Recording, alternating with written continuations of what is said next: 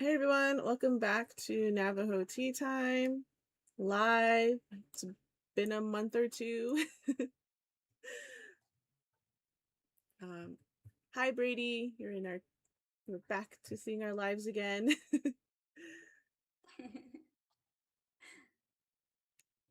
Hey everyone, how you doing?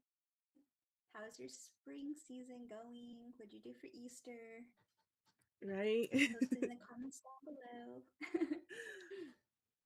Who got the uh, golden egg?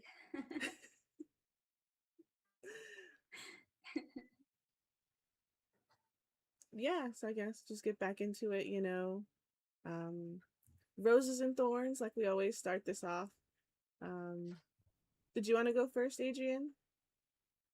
Sure. I'm gonna do my introduction real quick though, just in case we have any new viewers. So, yat esh a Adrian Lerma Yanishia. Na kai dana initially, nast aja tabaha bashchin, touching indishinella, cosofana deshache. Torinez dize de nasha ado hosdo de shagan. So I was born and raised in Tuba City, Arizona on the Navajo Nation, and I am a tri citizen. And I currently live in Phoenix, Arizona. I moved out here about 2 years ago. So finally getting acclimated and used to it, but it's a big change from where I was before. I was previously living in Saley, Arizona, and we had one gas station and like two main roads. And so a big difference. I just got out of traffic getting here. I was literally like, I went to go pick up my boys at school and then they wanted to go eat. So we went and got some food. And my son is going to go to prom this weekend. So he's like, I need a vest. So we went to go grab a vest.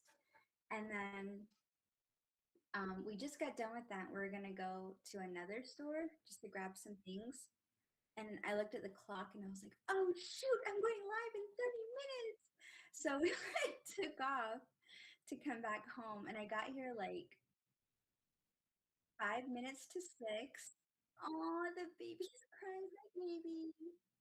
Oh, are you?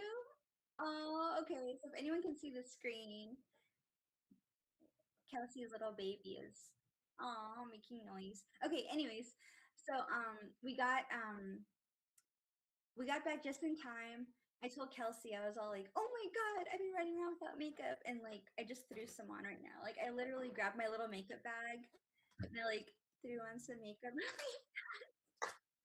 So that's my thorn. Just kidding.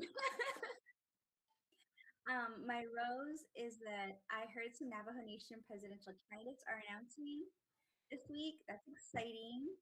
So the news is going to start. We're entering into campaign season again. Very excited about that. And this past week, the past 2 weeks, I've been traveling. I went to two conferences. One of them was the Reservation Economic Summit, which is in Las Vegas, and that conference is pretty well known.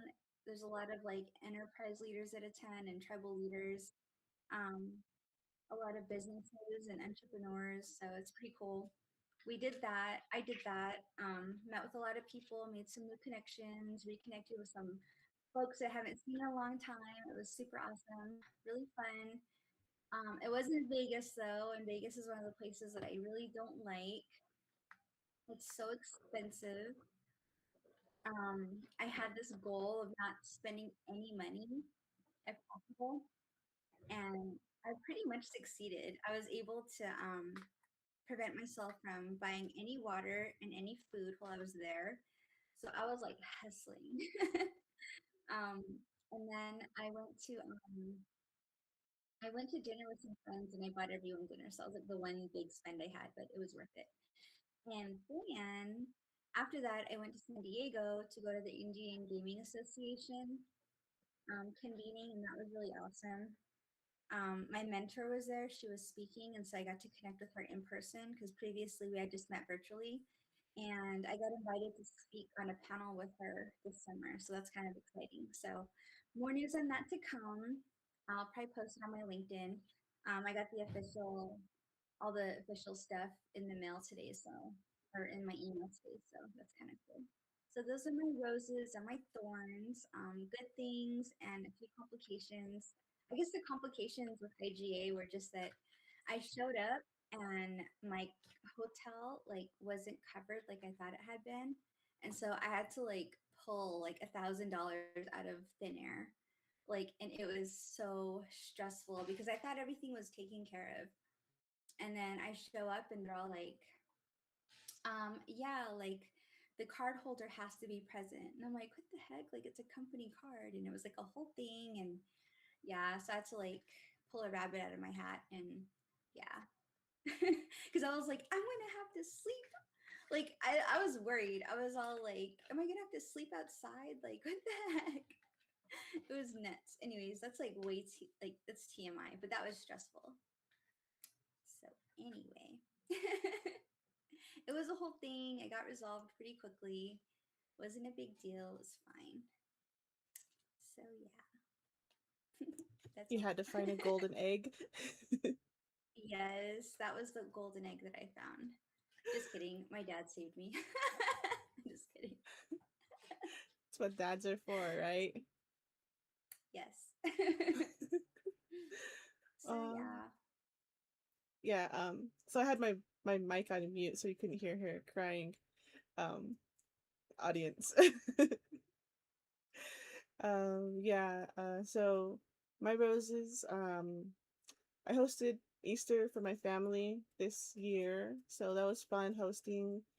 I was afraid no one was gonna show up because you know how people don't, you know, sometimes you have those family members that don't RSVP and they always show up, but you're like, I don't know if anyone's coming. Um, but a lot of people showed up and it was fun. The kids had That's so fun stressful. because like you get everything set up and you're like, all I have is hamburgers and a mutton stew going. Is anyone gonna come by Oh, and is that eat? all? And well, like everyone brings their own side dish or whatever to help add to the meal. So it's like, Mm-hmm. I don't know who's bringing what. Um, but it turned out as a But that's the success. fun, right? No, that's not the fun part. Everyone brings soda. A No one brought soda this time, so I made like really? lemonade in like water gallons, and um, my sister-in-law, my brother's fiance, she had like Coke Zero uncaffeinated, the gold soda can. So that was the only soda and then like lemonade. What the heck? Uncaffeinated? That's so weird. I'm just kidding. I'm just teasing. Yeah. Your brother has a fiance. Is that your older brother or your younger brother? My youngest brother.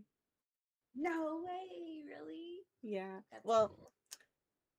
it's his friend, they live together, so we don't know when or if they're gonna get married. We just Oh, his fiance. his friend. His His friend. friend.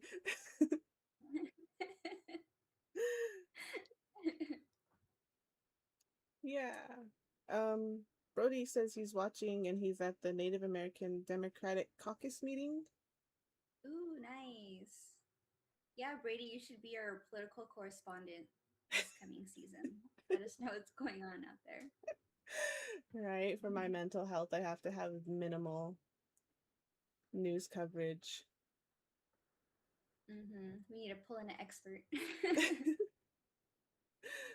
Yeah. And I guess for my thorn is sort of like my toddler, he was doing really well, becoming independent. We were about to start potty training. He was weaning, he was going to bed nicely. But since the baby showed up, he's like, oh, the baby gets all this attention when she acts like a baby. So I'm going to act like a baby too. And so Kids are crafty. oh, she fell asleep. Oh, She's really good at sleeping. Like I said, like a toddler, he's screaming and running around all over the place, and she doesn't wake up unless like I sneeze, and then that's the worst mm, noise to her is someone sneezing, and she acts like someone hit a really? gong next to her ear. Yeah, like that little startled face babies make, and there's like, ah. Um, Like how? it must be I don't know, your generation to say that, because Gordon always says that to me every time I do like one of my impressions, or like I make a noise mimicking something else. He's Like, like, how? it's just funny. You And it's 80s better when kids. people do it again. I do it Yes. every time Gurnan asks, I just do it again, like the exact same way. Because I'm like, I'm not embarrassed. I make the noise. I make sound effects. I don't care.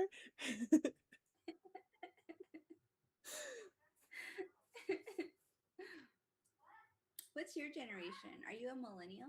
I'm a millennial, yeah. Mm. I think Gurnan's right on that like millennial Gen X line. Mm-hmm. I know, like, I know some Gen Xers that are all like, millennials don't make eye contact. Isn't that like, And that's Gen Z? I don't know. I don't pay attention to anybody. Ew, just kidding. I don't know. That's what they were saying. They're like they don't even know how to have a conversation and they never make eye contact. And I was like, I don't know. I guess so. Yeah. Anyways, So, you old older people people are topics. getting the generations confused. It happens with age.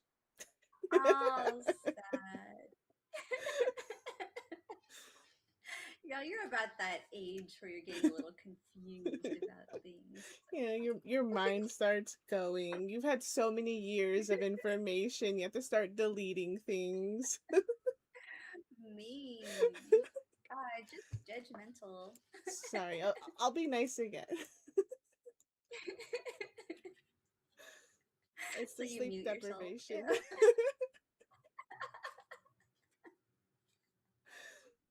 Just logs off. I'll be nice. Bye.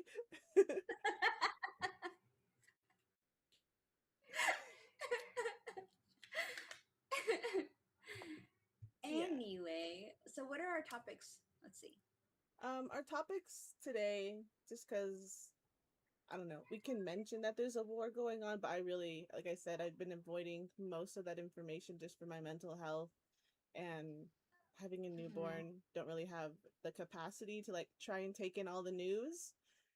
Mm-hmm. Um, but I know there's the Navajo Nation presidential candidates. You can file for it now or whatever. I saw an application, I reshared it on my community page. There's a lot of talk about data centers, Mm-hmm. water rights. Mm-hmm. Do you know how big data centers are?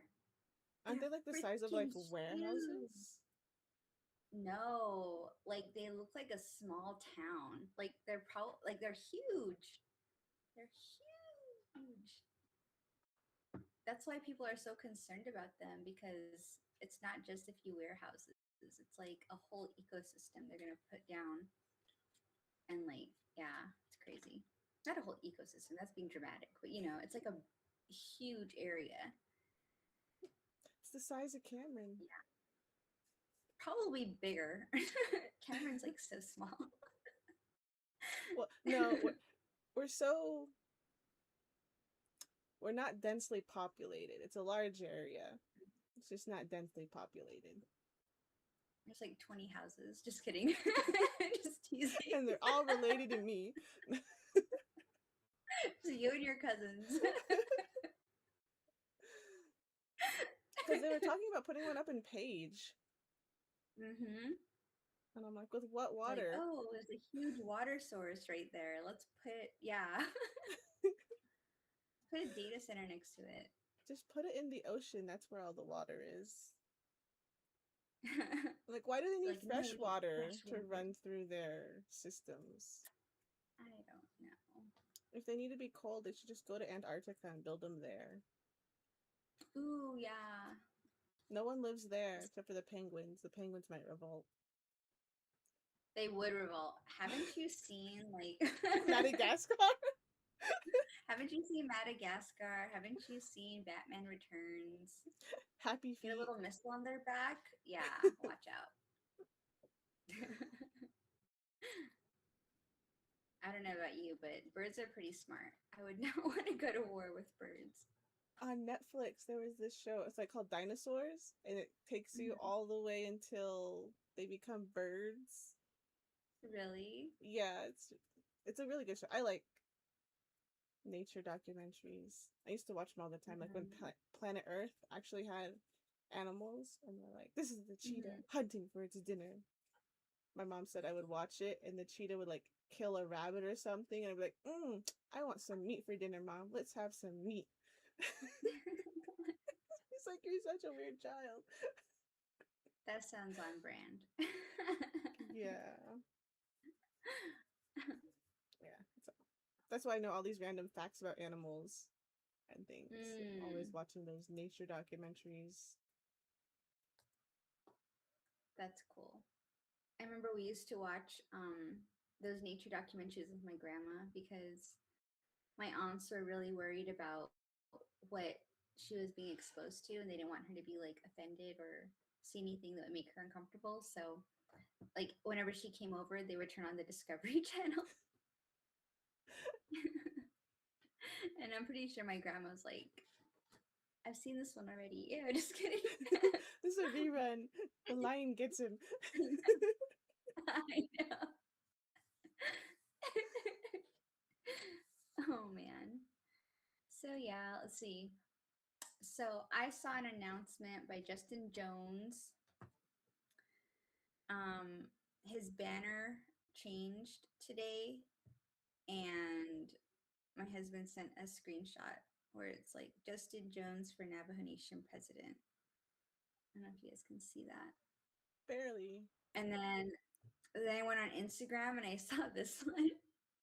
It's all like, here we come, hashtag purple wave 2026. And it shows this like older Dene person, like they were wearing a Boo shirt and then like they're putting on a Justin Jones shirt. Can you What? see that? It's all funny. And it was to the tune of ACDC. Thunderstruck. I was like, oh dang. Let the games begin. Just kidding. So I'm excited. So when I was at Res, I heard a couple names being thrown around too about people that are gonna run. And I Hmm. was like, interesting. But I haven't seen like anything official yet. So I'm not gonna say anything right now just because. But yeah, I was like, I heard that one person's gonna run um because they support, have you heard of Navajo Thaw? Yeah, I have. It was Yeah, like the parent organization to when I was doing Envision Cameron. yeah. And like it's a lot of the people that were affected by the Bennett freeze. Hmm. So, you know, like Bennett freeze, Navajo Thaw. Yeah. So I think they're backing this candidate, which is kind of cool. Um, and then I ran into our president, Mr. Bunigrin. He was there too. He didn't say anything about running again, but I'm pretty sure he will. I think like he's in a nice cushy spot. So Do we'll they have see. to run again? Because it feels like they always just run again. Yeah, I mean, because he's the incumbent, but I'm pretty sure you can opt out. You know what I mean? I'm pretty sure. I mean, that has to be an option.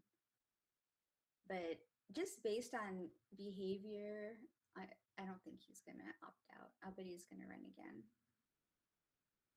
But I don't know. We'll know for sure once the announcements start coming in. So it's exciting. It's kind of cool to see who's gonna step up. You know? All those people saying they can do it better.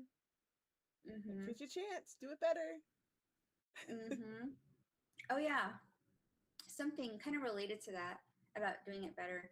I went to this event on this past weekend in at the Phoenix Indian Center. There were two folks there, Harrison Sosi and I think her name is Alicia Charlie. They they're part of the Office of Navajo Government Development. It's this office that was pulled together because the council wanted, our Navajo Nation Council was following through on a resolution that had been put forth by Robert Yazzie back in the day. It's Resolution CD 68-89, and it's basically amending Title II of the Navajo Tribal Code and the related actions. And dang, this was like put forth a long time ago, but yeah, it's signed by the interim chair, and they had a copy of it that was like printed up really big so you could kind of read through it. But apparently, the formation of this office was so that research could be done to look into government reform to see what the options of the people would be. And so, something I hadn't known but learned was that the Navajo Nation, the Navajo Nation Constitution, um, there had there so it was formed in 1937, and there had been different opportunities, not opportunities, but there had been different instances to update it, revise it, and address issues that were not addressed in the original document. So from 1937 to the present, I'm going to go through this just because it's kind of cool. But in 1934, the Navajo people rejected the Indian Reorganization Act of 1934. However, the Commission of Indian Affairs advocated for development of a constitution by the Navajo Nation. So many laws in the Navajo Nation Code derive from the 1937 Constitution drafts, such as the governing body of the Navajo tribe shall be the Navajo Council. Tribal members shall be a fourth degree of Navajo blood, and to approve the sale, disposition, and lease or encumbrance of tribal lands. Those are the things that were addressed. And then in 1953, the U.S. Congress enacted the Navajo Hopi Rehabilitation Act of 1953, which authorized each tribe to develop a constitution which would be subject to approval by the Secretary of the Interior. The Navajo Nation Council approved a constitution which was then submitted to the Secretary of the Interior for approval. However, the solicitor claimed that certain provisions would allow the Navajo Nation to be excluded from compliance with federal law. Very interesting. In 1968, Chairman Raymond Nakai campaign, campaigns pledged an adoption of the Navajo Constitution. The Navajo Tribal Council approved the 1968 Constitution attempt. Although approved by the Navajo Tribal Council, the attempt was never actually submitted for a referendum vote and failed to continue due to lack of interest. In 1989, as a result of government turmoil, the Navajo Tribal Council created a temporary three-branch government and also approved the Navajo Government Reform Project. The project is to develop a new structure of governance for the Navajo people, which would be effective by approval through a referendum. Attorney Lawrence A. Russo was tasked to develop a draft constitution which would be approved by referendum by such referendum vote. That never materialized. So in 2013, an attempt builds upon the existing Navajo government structure. The preamble acknowledges the Treaty of 1868, the Declaration on the Rights of Indigenous Peoples, and the authors of the attempt is unknown, yet the drafted version was never acted upon. In 2016, building upon the 2013 draft, the 2016 draft included articles on collective rights of the Navajo people, assembly of chapters, and an elders council. Authors unknown, yet a drafted version was never acted upon. So there's been all these different attempts to update things and change them depending on like what's going on in the present. But right now, the Commission of Navajo Government and the Office of Navajo Government Development, they've been tasked by the council with the government reform project. And so they have a draft that had gone through their commission and um, was approved to share. And so the latest version is on their website and it was approved to share in February. And it's basically, they've been having all these different meetings all across like the Navajo Nation and beyond, meeting with people from different populations and getting their feedback and not their updates, their feedback and their input on how they can improve this document and build upon it. And so the latest version is online, and if people want to check it out, I'll see if we can link it somewhere for people, maybe in a community post or something. But it's Mhm. really interesting. It's super fascinating. So they're still meeting. So they met in Phoenix, Arizona last weekend. They're going to be going to, I believe, Hard Rock chapter, Nash Chitty chapter, the University of Arizona in Tucson. Oh, and then they're going to be at a 2-day event in Farmington at Navajo Prep. So kind of cool, kind of cool. If you're in the areas, I would strongly suggest you check it out just because any kind of updates are going to affect us if this goes on the ballot and gets voted on, which is what their goal is. So they want to get this government reform recommendation to get on this upcoming elections ballot. So it's all dependent though if they can get it through their commission to have it greenlit, like have a final version get greenlit. So it's really interesting. And they shared like, I don't know if you guys can see this. No, it's all blurry.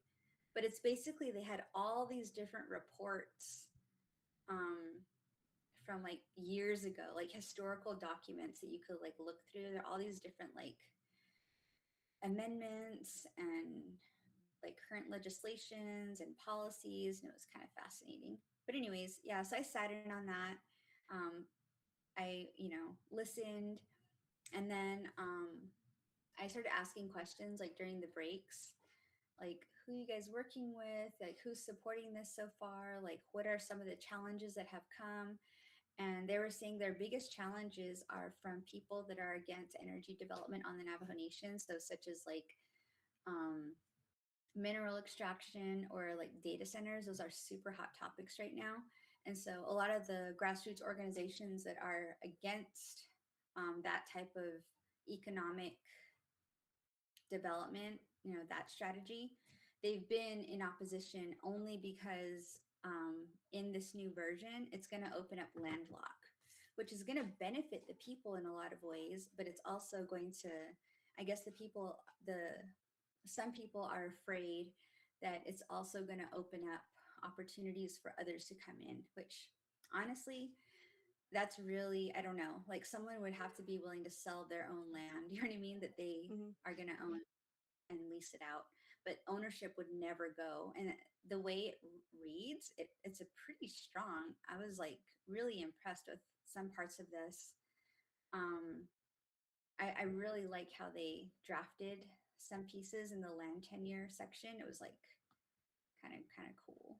But anyways, I don't know. That's just my own opinion, and I'm not going to go deep in depth into it because it's not my presentation to share. But I do recommend people read it if you're a Navajo citizen because this does affect you. And even if you're not living on the Navajo Nation now, it's still all of this has to do with who we like, with our land base, our opportunities, our ability to thrive, and our ability to utilize the resources that are inherently ours.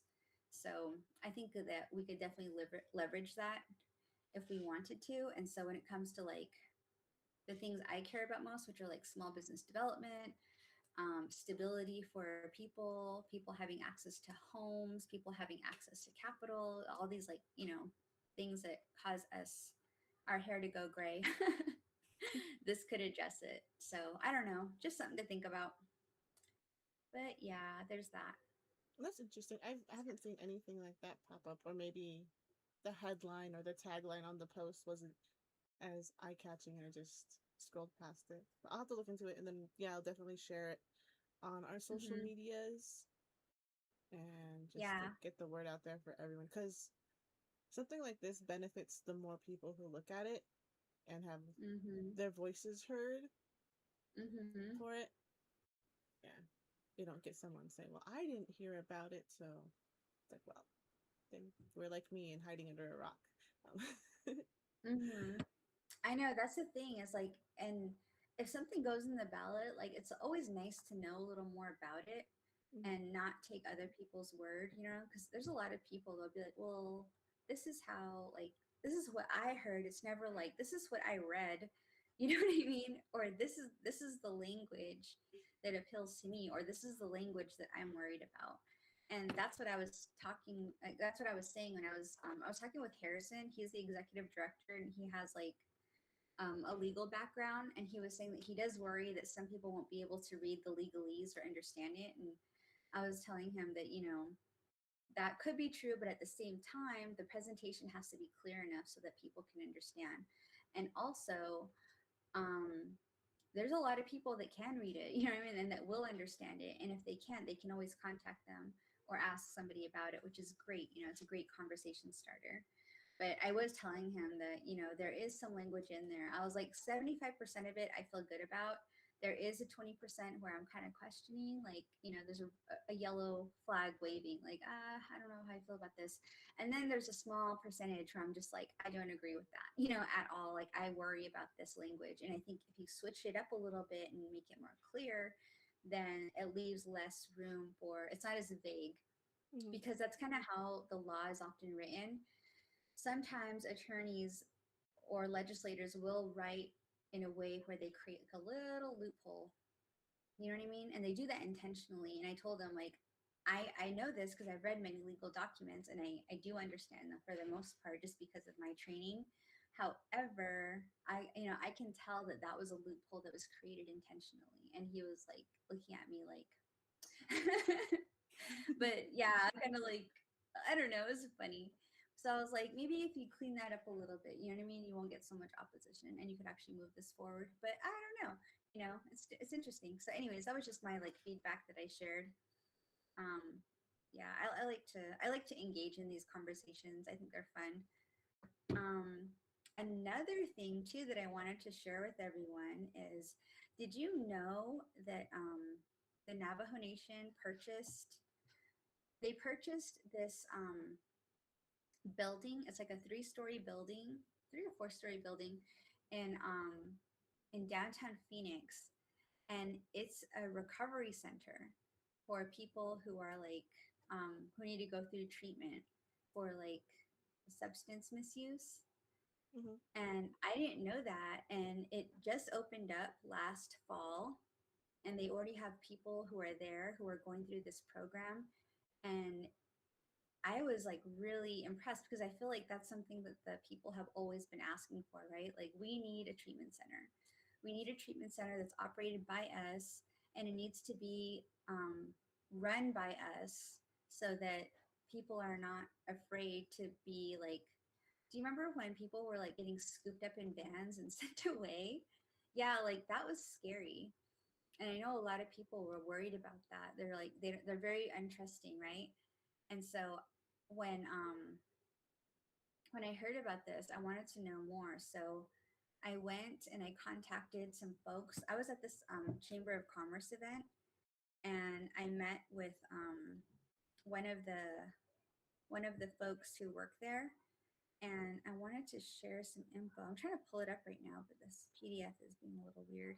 Anyways, it's called the Yidiskade Hojonja Center, and it's in downtown Phoenix. And it's really cool because like the bottom floor. So this was it's a converted nursing home. So the bottom floor is really nice. They're renovating it to create a big lobby. But the space I saw, they have a really nice like eating area. It looks like a dining place for like a dining area you would see at a nice hotel. You know, there's like a nice like buffet area. They have a full kitchen where they cook all the food there in house, and they have like indigenous options like stew and burritos and things like that. And then they have like their offices down there. But in the middle of the eating area, there's like this cool fountain that looks like a waterfall, and it's really soothing. I thought that was kind of cool. And then the second floor, so the floors are split up. One floor is for men and one's for women. And they even have spaces available for women who need to go through treatment and have children. and they have a daycare center, and they have designated rooms that if you have a baby or a small child, they can go with you there, and they'll be taken care of while you go through your treatment. It's really amazing, and they never do that. Usually treatment centers don't allow children, but like it's understood that that's also a barrier to success. If children are a barrier to you getting sober or getting the help you need, then they wanted to eliminate that. So I thought that was really amazing and groundbreaking.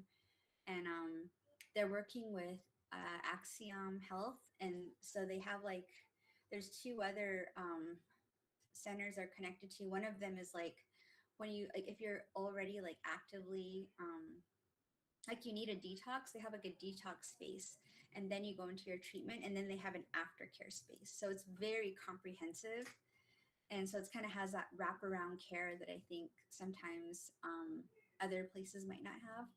Very Mm. well thought out. I think it's a great investment. So yeah, I wanted to share that with everyone. If you know someone who needs treatment, or like, yeah, you need treatment, there is help out there for you. So yeah, That's cool. that And was then one thing I learned.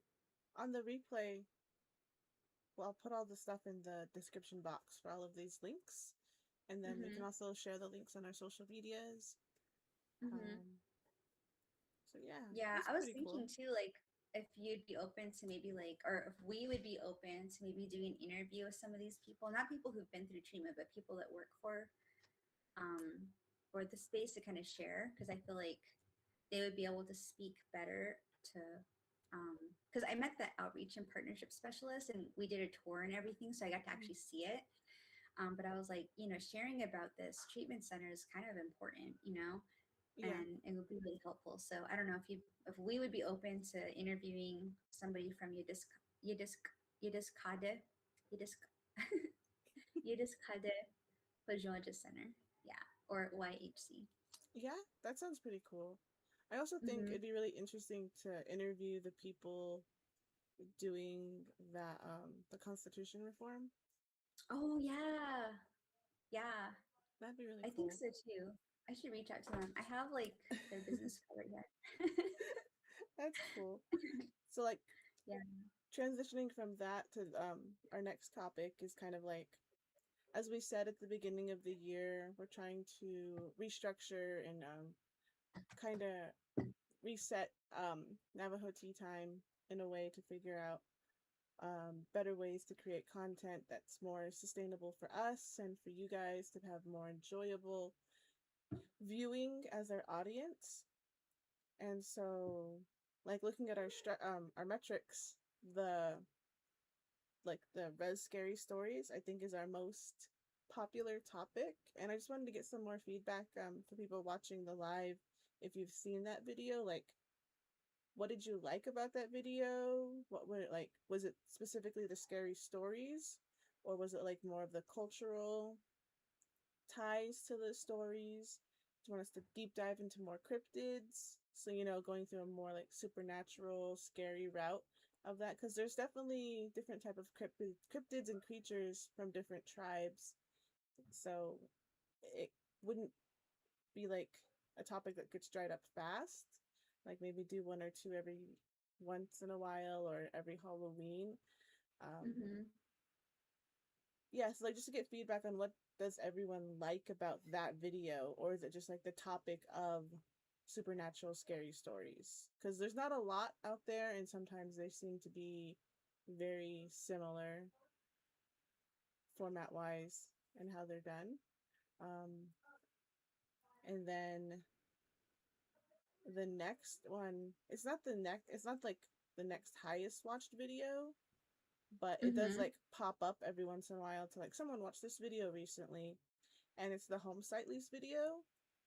Mm-hmm. So I was just wondering for that video, were people wanting more of like our personal stories continuing on with getting a home site, or was it more of like the story of like building a house, building a home, the actual like construction of how to build, like going through the physical process of it, or like the paperwork, someone talking you through the paperwork. I'm like, here's the paperwork and how we did it. Maybe we can interview or talk to people from the home site lease office and like the best ways to do the application, or is like more of educational.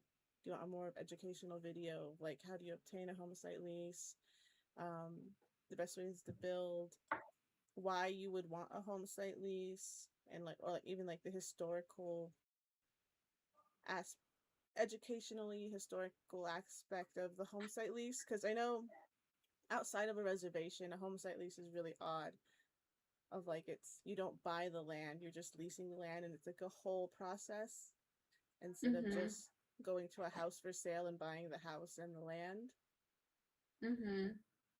Yeah, so I guess just some feedback on those two videos, because they're our most popular and our most recurring watched throughout the year, and just trying to That's figure out interesting. what everyone liked about the video or what they want more from those topics. Like maybe they click on it and it's not what they thought it was. And then we can go back and maybe deep dive and do more research or add more context to some of the topics that were discussed in those videos. That would help us when we restructure and how we create these videos going forward within the next year. Yeah. Yeah, I mean, all feedback is helpful. Um, I think that I think we should stick with those topics. Like if they're, I mean, if they're popular, like, we can follow through with new content related to those topics. But I really like your ask about like, okay, what was it about those topics that you would like us to expand on, you know? Mhm. So that would give us some guidance. So we're not like just throwing, you know, everything at a wall and see what sticks. Um, one more thing I wanted to share about the Navajo Nation is that this is news to me too. I found this out last week at IGA, but the Navajo Nation moved its president 2026 presidential primary to July 21st to align with Arizona's state and county elections. And this was reported by the Navajo Times on April 4th, so a couple of days ago. And the change follows Arizona's decision to move its own primary date. And a quote from the Times says the state of Arizona, they changed their primary election day. So the Navajo Nation wanted to change their primary election day to the same day as Arizona. So it went through the council approved it, and then it went to the president's office and he approved it. So, under Navajo election law, prospective candidates may pick up applications and file at any Navajo election administrative office during the 14-day window that opens up tomorrow, April 9th at 8 a.m., and it closes at 5 p.m., April 22nd. So we have this next 14 days to watch and see who is going to be running for president. So I'm super excited. Dude, the last campaign was insane. When I think back about the ones that ran and where they're at now, oh my God, we should do that. Where are they now? It's all crazy. Anyways, but Insider yeah, news. so Where are they now? yes, that would be nuts. So that was announced. What else? Council delegate candidates can also file. They are listing like how much it costs, the positions that are going to be opening, which includes president, council delegate, Navajo Board of Education, and Board of Election Supervisors. Let's see. Another thing it says because the Navajo Nation spans Arizona, New Mexico, and Utah, the new July 21st primary date applies to only Navajo voters in Arizona. Interesting. Um, New Mexico will cast ballots in their state primary on June 2nd, and Navajo voters in Utah will vote June 23rd. So there's three different dates. Mm, what else? I saw something else that was interesting. So it's just Um, aligning with each of their states. yeah, yeah. Um, oh, voter registration. Voter registration for the primary closes at 5 p.m. June 4th. So if you're not registered, please do. If you have kids that turned 18 this year, register them. Um, Navajos that are not registered with their local chapter house must do so in order to participate. Absentee voting by mail and in person begins June 15th.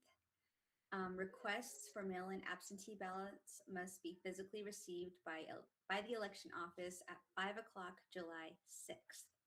In-person absentee voting ends July 17th. So these are the dates to keep in mind. On primary day, all 110 chapter houses will serve as polling places from 6 a.m.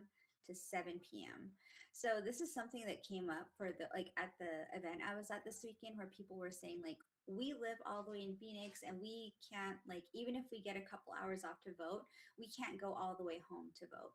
Well, apparently, if you go to the Phoenix Indian Center, not only can you register to vote there, but you can also request your absentee ballot. And this is for Navajo Nation, so that's really cool. The lady, dang, I have a flyer somewhere, but there's a. Let me try to fill it out. I have it like right here. So she gave out a flyer, and it shows like that it has like their number and everything, and you can call ahead of time and let them know like, hey, I need to register, and I'm going to be coming in, and I'm local here in Phoenix, but I want to participate in this year's election for Navajo Nation. And they said they would accommodate and they would help you walk you through the process. And I cannot find. Oh, I found my kids' pictures. Oh, just cute.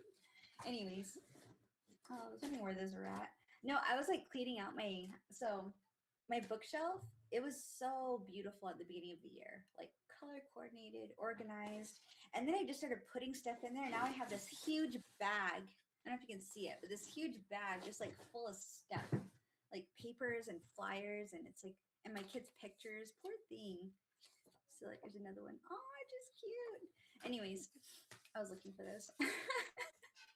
Anyways, we can probably put that information down below too for those that are interested. Yeah. Hmm. So Is that's that kind of cool. is that just for the Phoenix area, or do they have one like in Tucson? It's Um, just I just learned this from Phoenix Indian Center because they were the ones hosting. So I don't know. I think people should ask. There are a couple orgs down in Tucson, but because I don't live down there, I'm not aware of them. And I just happened to be at this event that was being hosted mhm. by the Phoenix Indian Center. And when that question came up, the person that was working for Phoenix Indian Center, she came up and was like, I have some information for you. And I was like, oh, that's cool because my eldest son just turned 18 this year in March, and so I want him to register. And so now I know that I can not only register him for the state, but I can also register him for excuse me, Navajo Nation out here, You mean he which can is amazing. register himself? Oh yeah, sorry, I guess I'll drive him and he can do it himself. I know, I know it's hard, dude. It's so hard, like not micromanaging your children, my children. It's like it's Well, like just common practice, and I'm like, okay, you need to chill out. Okay, last thing before we go that's kind of related, or last thing for me before we go that's kind of related to elections and politics and stuff. So if you're in Arizona and you just happen to be in the South, Phoenix area, or you're willing to travel, there's an amazing event that I went to last year that's happening again this year. It's called the Native Power Building Summit, and it is such a great event. Their theme this year is Still We Rise. It's July 16th in Scottsdale, Arizona, and it is amazing. It's bringing together natives from all over the country. It's not just Arizona. I mean, like Native American, Alaska Natives, Native Hawaiian leaders, organizers, and elected officials all coming together. This year's summit theme is Still We Rise, Joy, Justice, and the Fight for Indigenous Futures. Last year, it was really cool. It was like this call to action for natives to step up into leadership positions, to step up into, official elected office positions so that we can be the decision makers at the table. This year's theme is a little bit like different, but like what they have on their website is together we will celebrate joy as a powerful form of resistance, courageous leadership, and the power of coming together to imagine and build futures where Indigenous voices continue to lead. Super cool. So registration is online. You basically provide your name, your tribal affiliation, the organization you're affiliated with if you want, your phone number. You can also include like your address, or if you don't want to put your whole address, just your state, and then of course an email address, and then they'll register you. But it's a great event. I went last year and it was amazing. I want to go again this year. The cost for registration is $50, so kind of a lot, but it's It's not as totally much worth as it. I've seen. Like some things I've seen like 250, Yeah, and 500. they like just kidding. The food is really good last year. Yeah, so and it's in a beautiful location. So yeah, so $50, not that bad.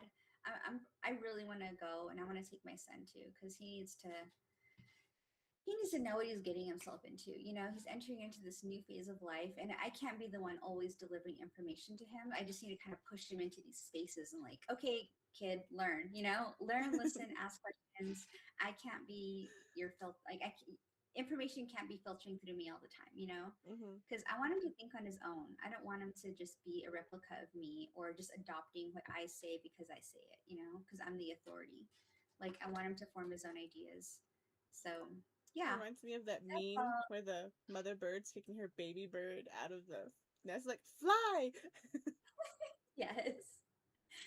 Yes, that's what I'm learning. It's hard. Like I want to talk about that too. Like not now, but at some point, like having a child that turns 18 is such a huge transition. Like I could tell you a whole story about my little journey on how what happened on that week and how pivotal it's been and how hard it is trying to stick to my own rule of like letting him be free and on his own, and you know what I mean, like it's so hard. Hmm. Like yeah, the mama bear inside me is just like that's my baby, I want to take care of him forever, but I can't and I won't, but it's like hard. I laugh So now, but I have like all my kids are under 10, so mhm. Oh my god, it's so different, it's so crazy, but it's beautiful too because it's like wow, I got them to this point, you know, and you get to really like it's a time of reflection, I think. Like I like that whole flashback thing that you see in the movies, that totally happened for me, where I remembered him the moment he I remember the moment he was born. I remember the way he sounded, the look in his eyes, his first breath. You know what I mean? And I remember how aware he seemed like immediately. And I'd never seen a baby like that before. Most babies are all like, I don't know, out of it. Like their eyes rolling around and stuff. But he wasn't. He was like super alert and just like looking around, like he understood. It was crazy. And I learned that he does. Like he's really observant. But I always like had all this like all these flashbacks happening, you know, like of him growing up and becoming who he is now. And yeah, really cool. Anyways, so yeah, that's it for me. I'll let you take over now. You have 1 minute. Just kidding. I'm just kidding. all right, yeah, no, we're kind of coming to the end. My son, not my son, my daughter and my husband are in here trying to be quiet and yelling at each other very silently. So, but yes, everyone, thanks for watching. We'll announce when we're coming back full time with more videos. Hopefully, it'll be. We're hoping for a more structured, streamlined process going forward. Maybe you'll see us at some pitch events or other things going on, but we're definitely trying to make it work so it's sustainable and doesn't burn us out with all the other work that we're doing in our lives. Yeah. Mm-hmm. So don't forget to Yep. like, share, subscribe, follow us on our social medias, which is on Instagram and Facebook at Navajo Tea Time. We try and post things there. Not as consistent, but if you ever have like a comment or a question, you can leave them there and we can see them for you Mm-hmm. guys. And if you have any recommendations, just like send us a message or like like if you don't want to post here on YouTube, you could always send us a private message through our social media accounts. So, and then Yeah. we'll see it and then we'll apply it. Yeah, like if there's like a Yep. topic or someone you want to interview, or if you want to be interviewed, just let us know and we can work things out and see how Yeah. we can fit that into things. Yep.